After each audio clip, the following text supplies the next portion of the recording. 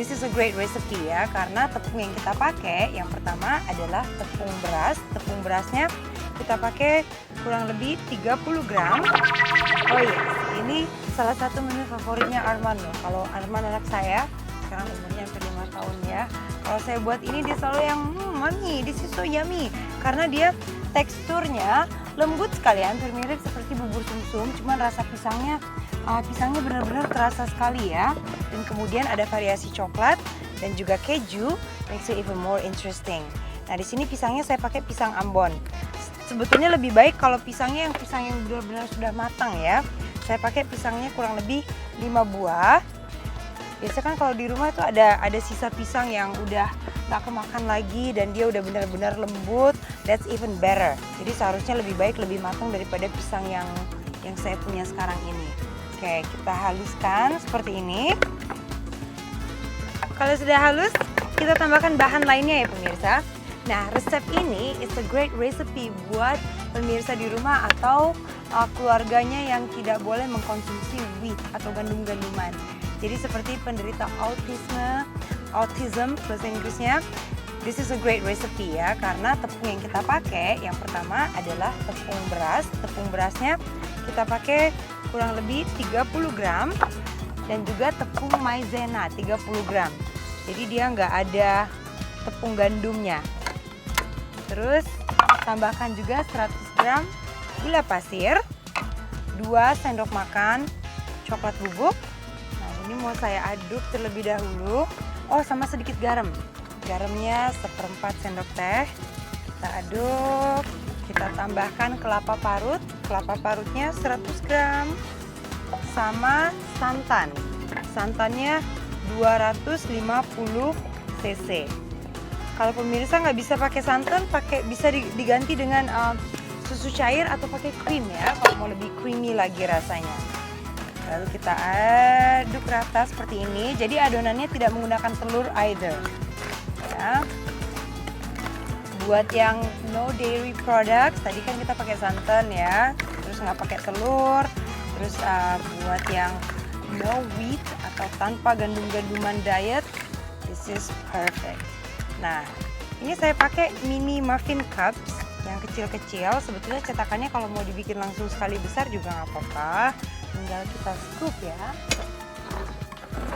Seperti ini.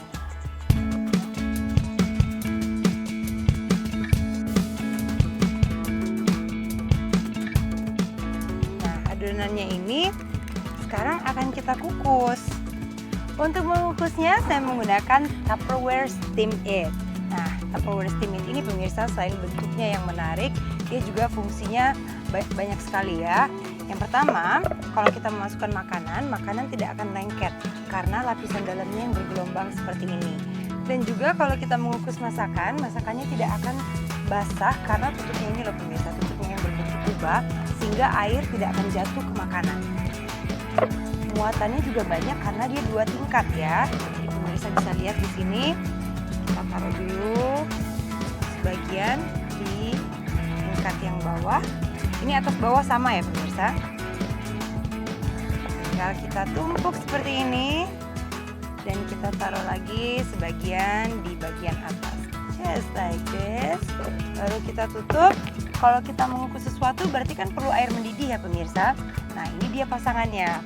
Untuk airnya saya taruh di T-Chef Wok Pan by Tupperware. Airnya sudah siap. Selain bisa digunakan untuk menggoreng dan menumis masakan dalam porsi besar, juga bisa digunakan untuk mengukus makanan. Seperti yang akan saya lakukan sekarang ini.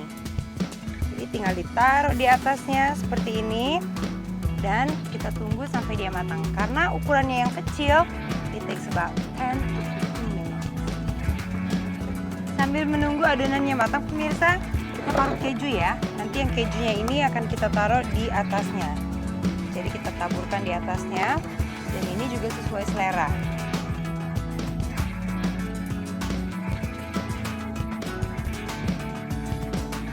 Pemirsa ini udah matang ya, udah bisa kita angkat. Ini saya buka, jadi pemirsa bisa lihat. There we go. Nah, tinggal dimatikan.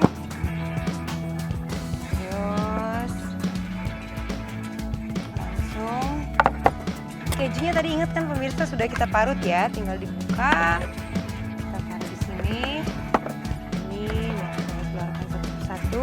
Tuh bentuknya lucu ya, hampir mirip seperti muffin, tapi dia teksturnya beda sekali karena ini kan dikukus ya. Jadi sebetulnya teksturnya itu hampir mirip seperti custard pudding, taburkan keju atasnya.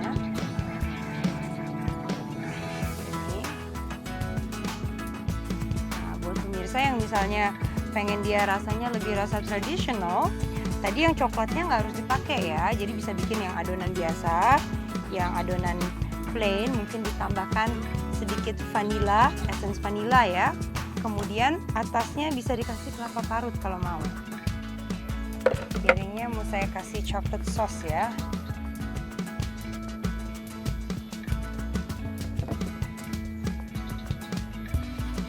Seperti ini.